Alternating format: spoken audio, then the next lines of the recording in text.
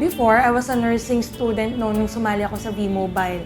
I was 18 years old back then, wala akong alam sa pagninegosyo. Akala ko simpleng kitaan lang. Akala ko pwede ka lang kumita ng 5,000 a week or 10,000 a week. Pero habang tumatagal sa V-Mobile, nakita ko yung potential. After 1 year, 6 months, nakuha ko yung first car ko and first million ko.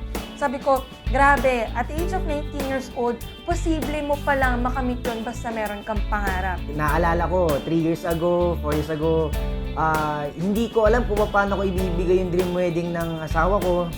Actually ngayon, I'm 24 years old, pero nakakatawa kasi pwede ko na maibigay sa isang pamilya yung dapat na pamumuhay na gusto natin para sa kanila. Kung di mo susubukan, paano mo malalaman kung magkakaroon ka talaga ng resulta?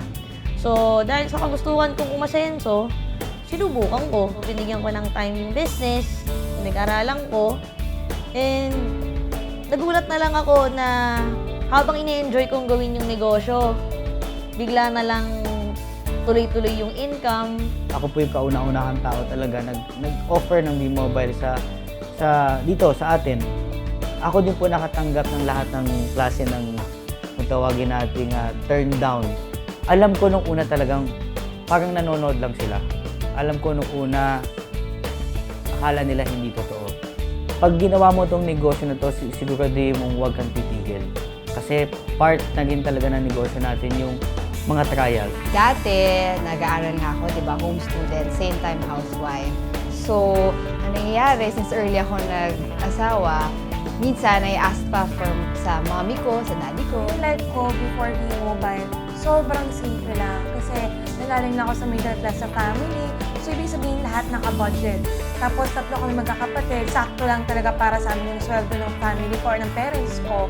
So, before, dati nga hindi ako makakain sa Jollibee yung mga mahal. Kasi syempre, bilang college student, kailangan naka-budget ka.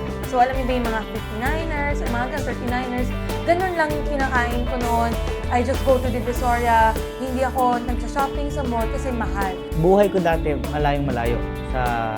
Bago kasi ng V-Mobile, yung aming budget talaga sakto. Di sa dumakit pa kami sa punto na pabayad ng kuryente, kulang pa kami doon. Dati talagang yung tipong sagad na sagad, hindi kaya. Pero ngayon, kahit mas marami, kaya talaga. Actually ngayon, magkakaroon na ako ng baby boy, lalaki po siya. Ngayon, alam ko na kung paano ko ibibigay yung future na dapat. Kasi sabi nga natin ko sa labas, medyo mahirap. Lalo na ako, bata pa ako, 24, magkakaroon ng pamilya. Yung normal na mga kasing edad ko, pag magkakapamilya, nahihirapan eh. So nakakatawa po kasi sa V-Mobile na ibigay niya yung hindi na pangarap ko, pangarap na po ng pamilya ko. Yung mga pinapangarap kong kotse, akala ko ng pangarap na lang. Pero dahil sa V-Mobile, isa-isa ko na silang nakukuha. Dito ko nakita sa negosyo to na walang imposible. It doesn't matter kung nakatapos ka ng pag-aaral mo, it doesn't matter kung babae ka or lalaki or first time or matagal ka na sa industriyang ito, ang importante mataas yung pangarap mo. Kung nabigay niya sa akin yung first sports car ko, ibig sabihin, posible mangyari sa lahat ng tao yon. Ibig sabihin, mas malaki pa yung pwedeng ibalik pa sa akin later on ni V-Mobile. Alam kong yayaman kami, alam ko kikita kami ng malaki, pero hindi ganito kalaki. Nagulat nga kami kung ano nangyari. Pero siguro, na-enjoy ko lang yung business habang kasama ko yung pamilya ko, habang kasama ko yung mga kapatid ko, pinsan ko, nanay ko, asawa ko. Nagulat din kami na madami din kami natulungan mga members ng V-Mobile para maging milyonaryo din. Before, ubos ang oras ko. Pero ngayon, hawak ko na yung oras ko. Same time, naalagaan ko yung 2 kids ko. At same time, naasikaso ko yung pamilya ko while earning big. In the span of 3 years, we have created 65 millionaires of V-Mobile. And dito ko nakita kung paano talaga kayang baguhin ni V-Mobile ang isang ordinaryong tao na maging extraordinary at maging successful. Hindi mo kailangan maging graduate ng isang magandang eskwelahan or magtapos ng magandang course. Importante lang sa amin may pangarap ka. Kung ikaw may pangarap ka, isa lang ang sasabihin namin sa'yo, mag-join ka. Kasi sa pangarap mo na yan, ang maganda pa niyan, tutulungan ka namin paano kunin yung pangarap mo. Dito sa V-Mobile, lahat naman kami nagsimula sa wala. Ang ginawa lang namin, naniwala lang kami. Una kay God, sa company, at higit sa lahat, sa sarili mo.